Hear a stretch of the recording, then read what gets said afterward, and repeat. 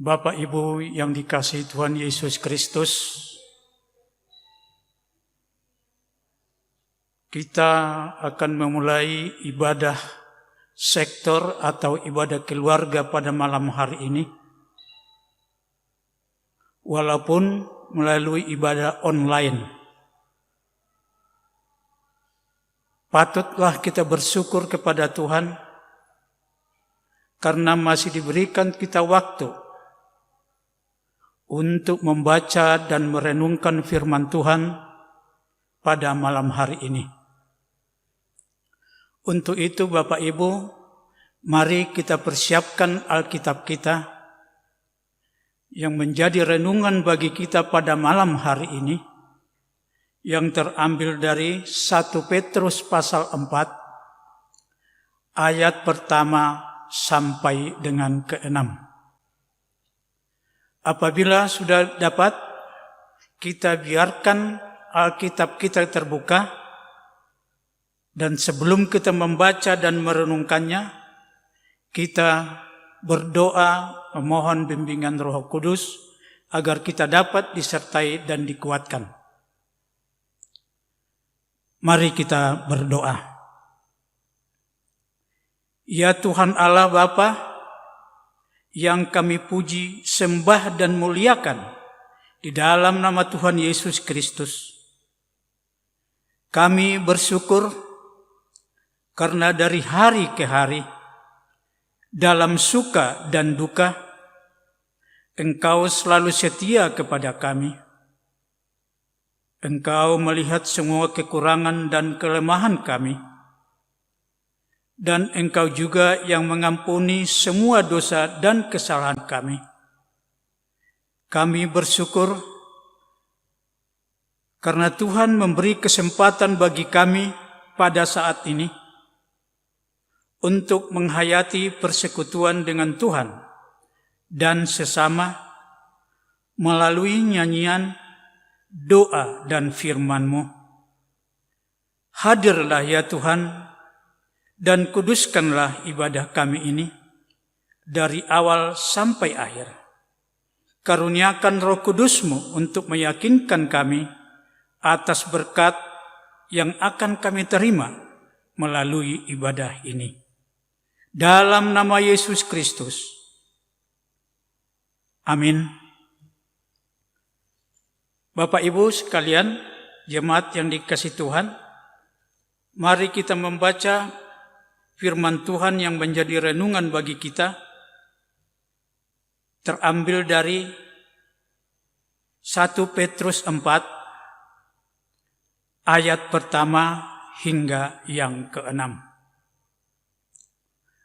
Jadi, karena Kristus telah menderita penderitaan badani,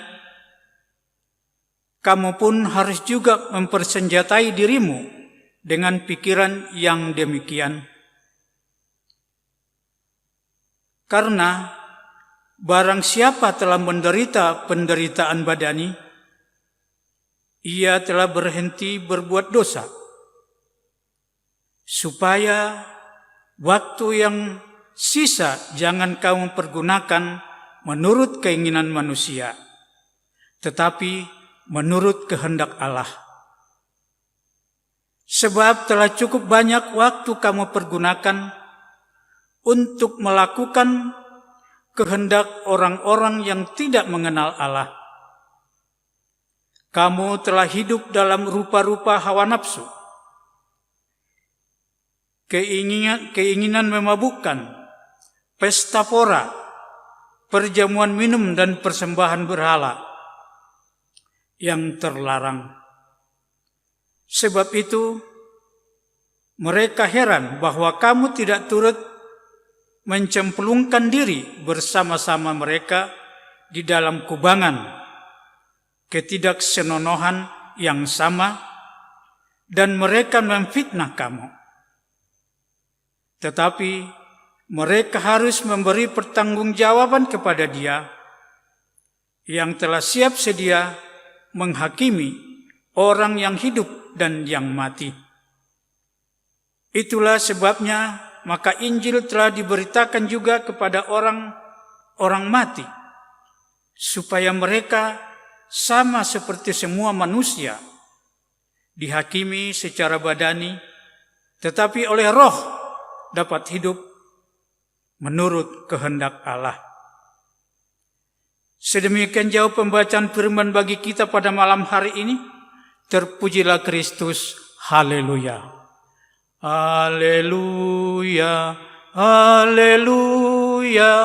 Haleluya.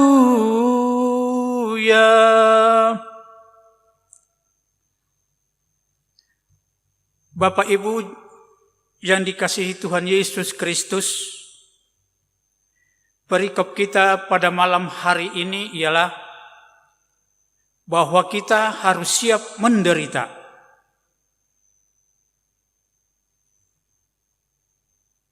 Ada pandangan yang menyatakan 1 Petrus atau kitab surat Petrus ini ditulis pada tahun 62 sampai 64. Di sana untuk memberikan semangat bagi jemaat Kristen yang tinggal di 5 provinsi, yaitu Pontus, Galatia, Kapadokia, sampai dengan Asia Kecil dan Bitinia.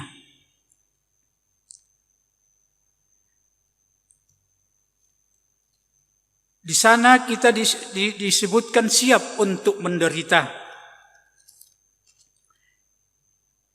Ini adalah surat Petrus yang pertama, mulai pasal 1 ayat pertama. Saat di sana sudah disebutkan dari Petrus, Rasul Paulus Kristus, Yesus Kristus, kepada orang-orang pendatang yang tersebar di Pontus,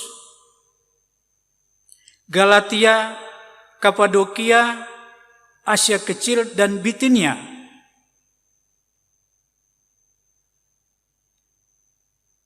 Dan yang dikuduskan oleh Roh supaya taat kepada Yesus Kristus dan menerima percikan darahnya.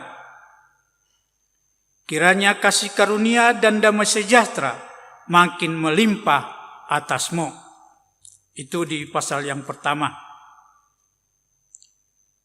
Bapak Ibu yang dikasihi Tuhan Yesus Kristus,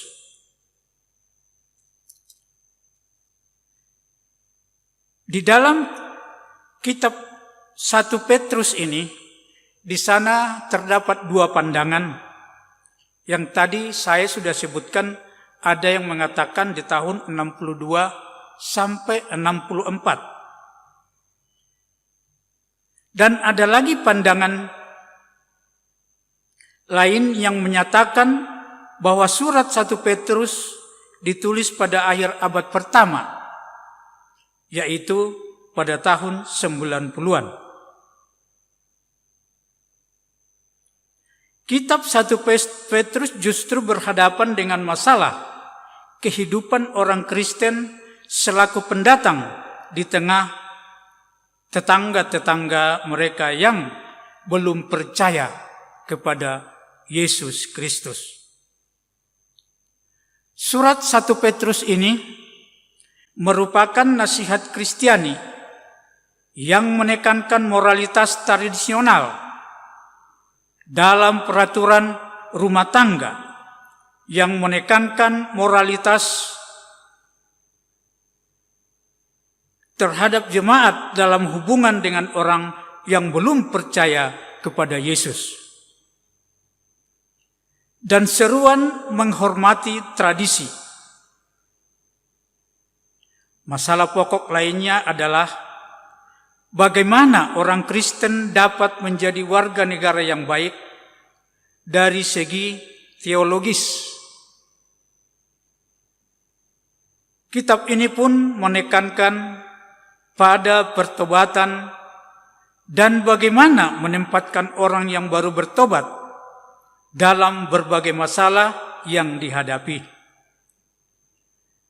Itulah sebabnya surat ini lebih bernuansa pastoral, di mana Tuhan Yesus digambarkan sebagai pribadi yang selalu hadir di tengah berbagai masalah yang dihadapi di dalam kehidupan manusia pada saat itu. Bapak Ibu yang dikasihi Tuhan Yesus Kristus, Tuhan Yesus dalam hidupnya telah mengalami pergumulan dan penderitaan yang berpuncak pada kematiannya di kayu salib. Kenyataan ini akan terjadi pula dengan kehidupan orang yang sudah bertobat,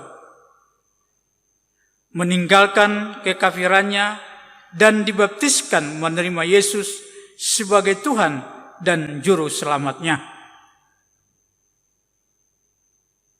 Penderitaan yang dialami setiap orang yang sudah bertobat dan menerima Yesus sebagai Tuhan dan Juru Selamatnya adalah suatu bukti bahwa kehidupan berimannya sudah berkomitmen untuk berhenti melakukan perbuatan dosa.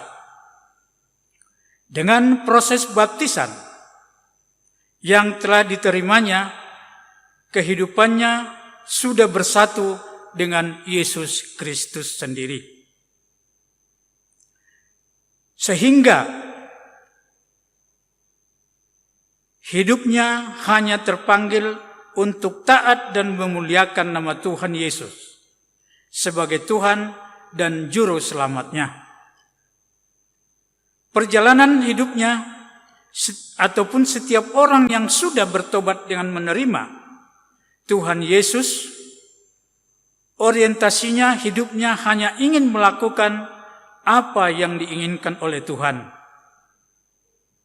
dan membuang jauh-jauh apa yang diinginkan dirinya sendiri, apalagi untuk memuaskan hawa nafsu dan keinginan-keinginan, kemabukan, bahkan pesta pora dan jamuan minum yang hanya akan membawa kehidupannya dalam dosa dan penyembahan berhala. Bapak Ibu yang dikasihi Tuhan Yesus Kristus, kita telah dipilih Allah, bukan kita yang memilih Allah.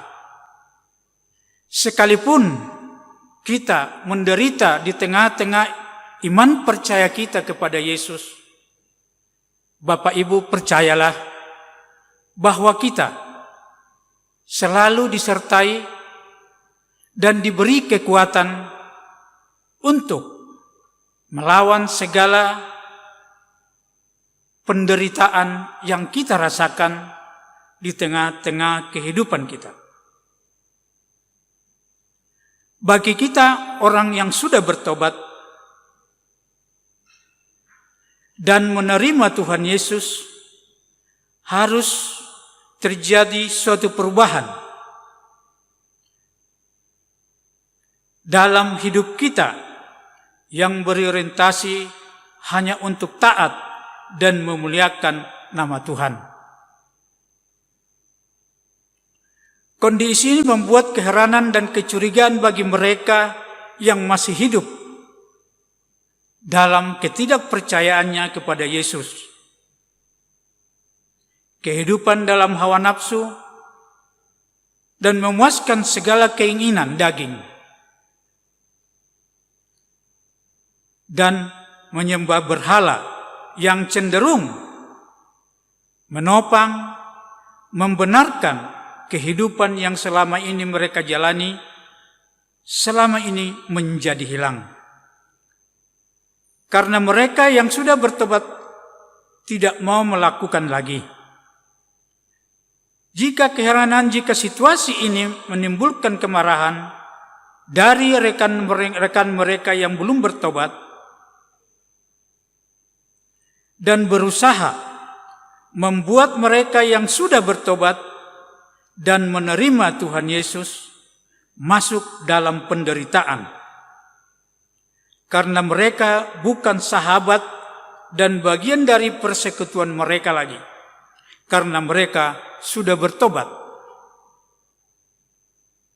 Tetapi sudah menjadi pengkhianat.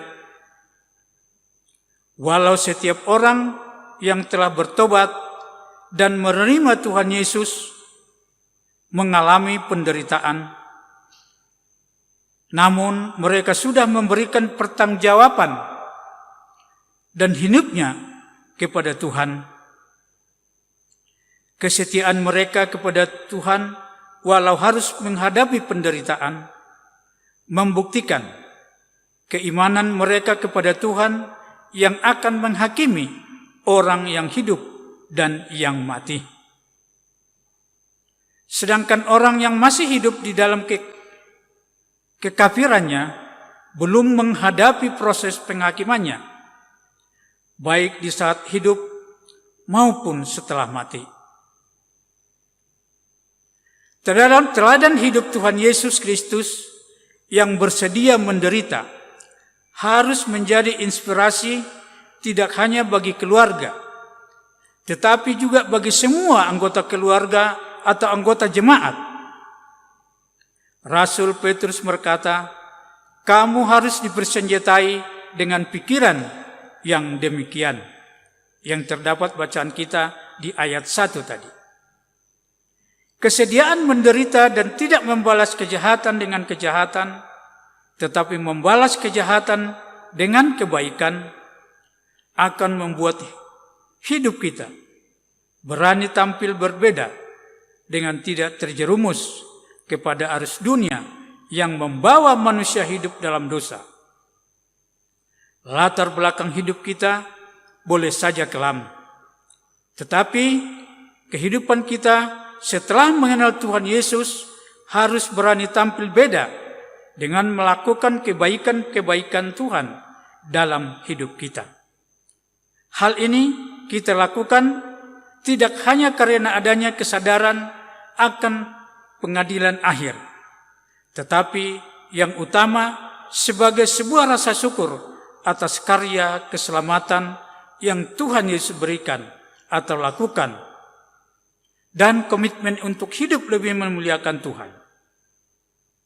Bapak Ibu yang dikasihi dan diberkati Tuhan Yesus Kristus, di zaman sekarang ini, kadang-kadang kita diperhadapkan dengan pencobaan-pencobaan maupun pergumulan-pergumulan di tengah-tengah kehidupan kita.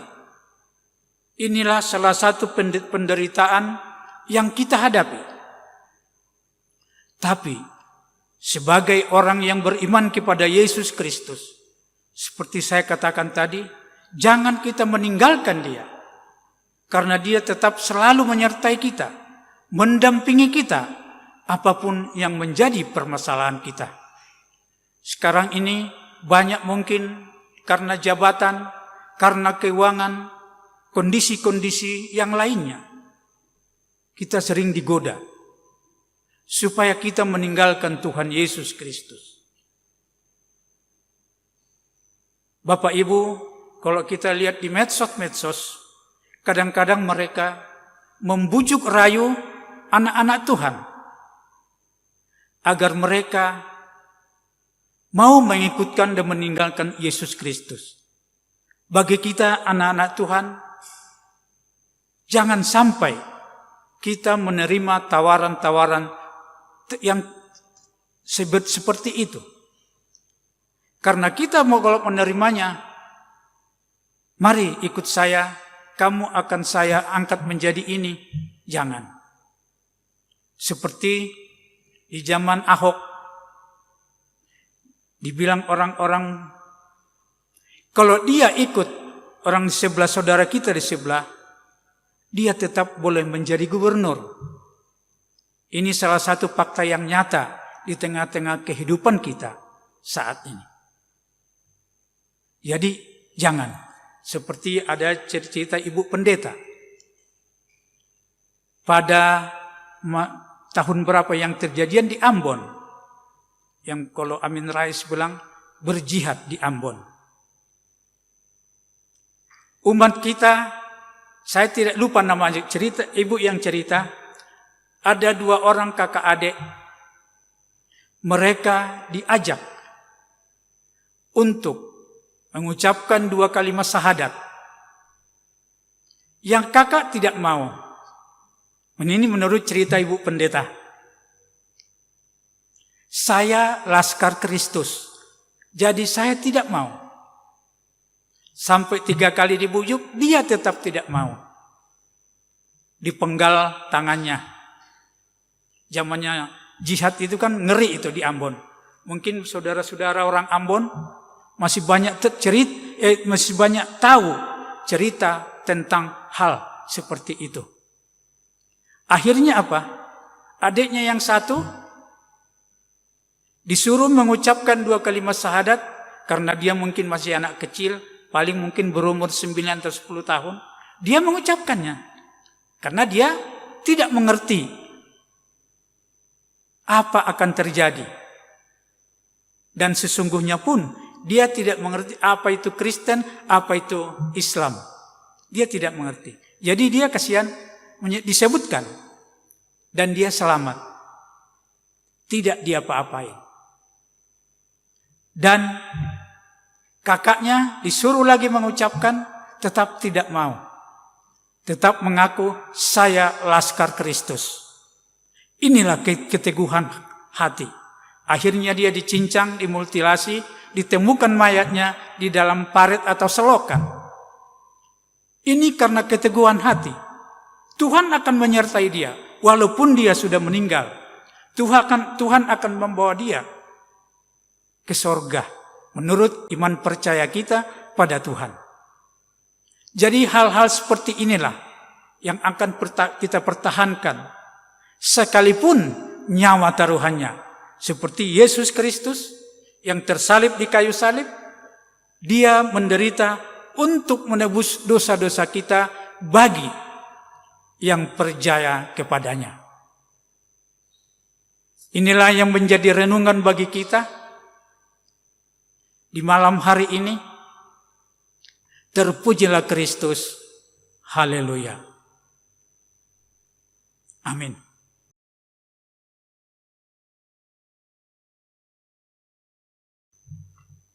Bapak Ibu, mari kita satu dalam doa syafaat. Bapa kekal kudus, kami sungguh bersyukur kepadamu ya Bapa, atas penyertaan-Mu di tengah-tengah peribadatan kami pada malam hari ini. Walaupun peribadatan kami pada saat ini adalah ibadah online ya Bapa, tapi kami yakin dan percaya Engkau selalu menyertai kami. Dimanapun kami berada, atau di rumah kami masing-masing ya Tuhan. Bapa, kami telah membaca dan merenungkan sabda kebenaran firman-Mu, di mana Engkau telah memberikan pencobaan-pencobaan bagi umat-Mu pada zaman dulu Tuhan. Tapi mereka tetap Engkau persiapkan agar selalu taat dan setia kepadamu. Walaupun ada penindasan-penindasan dari kerajaan Roma ya Bapa, di mana pada saat itu zaman raja mereka sungguh mencelakai umat-Mu pada saat ini Tuhan. Di mana pada zaman Kaisar Nero dia membakar kota Roma Tuhan, agar dia boleh beralasan bahwa anak-anak-Mu ditindas oleh karena kepercayaan kepadamu ya Bapa. Mereka tidak senang anak-anak-Mu menjadi percaya kepadamu oleh karena perkembangan pada saat itu, sehingga mereka membuat anak-anak-Mu Tuhan menderita pada saat itu. Tapi Engkau tetap menyertai mereka. Terima kasih Bapa. Begitu juga di tengah-tengah kehidupan kami pada saat ini, Sering kami menerima godaan-godaan atau ajakan-ajakan dari dunia ini Tuhan. Kami mohon Tuhan kiranya Engkau memperlengkapi kami dengan senjata-senjata iman, agar kami tidak ikut kepada mereka, agar kami tetap bersatu dengan Engkau ya Bapa, khususnya anak-anak-Mu yang setia kepadamu. Bapa kekal kudus, begitu juga kami berdoa kepadamu Tuhan, bagi jemaat-Mu, jemaat Immanuel Balikpapan, mulai dari hamba-Mu, Ketua Majelis Jemaat Immanuel ini Tuhan, beserta keluarga, kiranya Engkau menyertai memberkati ibu kekasih ini, berikan hikmat akal budi bagi dia Tuhan, agar hamba-Mu ini dapat melayani, khususnya umat-Mu jemaat Immanuel ini Tuhan, dengan baik dan benar, dan seturut dengan kehendak-Mu. Begitu juga jemaat-Mu jemaat Immanuel Tuhan, yang kami pada saat ini, di zaman pandemi ini Tuhan, kami tidak dapat bersama-sama melakukan ibadah keluarga, maupun ibadah sektor ya Bapa. Kami mohon Tuhan, kiranya Engkau senantiasa menyertai memberkati kami semua umat-Mu, agar kami boleh tetap beribadah kepadamu walaupun dengan online ya Bapa. Begitu juga kami berdoa kepadamu Tuhan, bagi program kerja kami yang sudah kami tetapkan dan setujui bersama-sama Tuhan. Kiranya Engkau memberikan hikmat akal budi bagi pengurus harian majelis jemaat, agar mereka dapat menjalankan program ini Tuhan, sesuai dengan kehendak-Mu, atau sesuai dengan yang sudah sama-sama kami setujui Tuhan. Bapa kekal kudus, begitu juga bangsa dan negara kami, kiranya Engkau senantiasa menyertai para pemimpin-pemimpin kami, mulai dari presiden hingga pejabat-pejabat di paling rendah ya Tuhan, di tingkat-tingkat provinsi, di tingkat-tingkat kabupaten kota, sertai mereka, berikan hikmat bagi mereka Tuhan, agar mereka dapat melaksanakan tugas pekerjaan ini seturut dengan kehendak-Mu. Bapa Surgawi, begitu juga pada saat ini Engkau ya tahu ya Bapa, di dalam bangsa dan negara kami ini ada suatu virus, yaitu COVID-19 ya Tuhan. Kami berserah ke dalam tangan-Mu. Bila Engkau berkenan Bapa, tiupkanlah sakit penyakit atau COVID-19 ini agar berlalu dari negara kami, dan kami boleh mendapatkan kesehatan, kekuatan yang baru yang berasal daripada-Mu. Sungguh banyak saudara-saudara kami yang korban ya Tuhan. Kiranya Engkau memberikan penghiburan bagi keluarga-keluarga yang ditinggal. Berikan kekuatan bagi keluarga-keluarga yang lemah ya Bapa, agar mereka dapat melawan virus COVID-19 ini. Begitu juga kami berdoa kepadamu ya Bapa, bagi saudara-saudara kami yang sakit, mungkin ada yang di rumah maupun di rumah sakit ya Bapa. Kami mohon Tuhan, kiranya Engkau melawat mereka, memberkati makanan dan obat-obat yang mereka pakai ya Tuhan, agar mereka dapat boleh mendapatkan kesembuhan yang berasal daripada-Mu. Begitu juga Tuhan, kami berdoa kepadamu bagi kaum keluarga jemaat-Mu, jemaat Immanuel ini Tuhan, khususnya anak-anak yang sudah Engkau karuniakan bagi kami. Engkau tahu Bapa, pendidikan pelajaran mereka terganggu oleh akibat COVID-19 ini.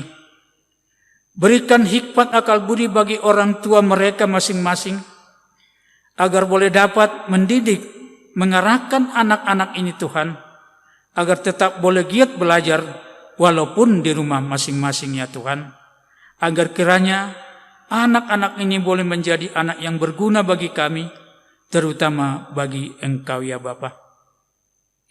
Begitu juga kami berdoa kepadamu Tuhan, bagi saudara-saudara kami yang bertetangga dengan rumah-Mu ini Tuhan, kiranya Engkau memberikan sukacita bagi mereka, agar mereka tetap menjalankan kehidupan dengan baik bertetangga ya Bapa. Terima kasih Bapa.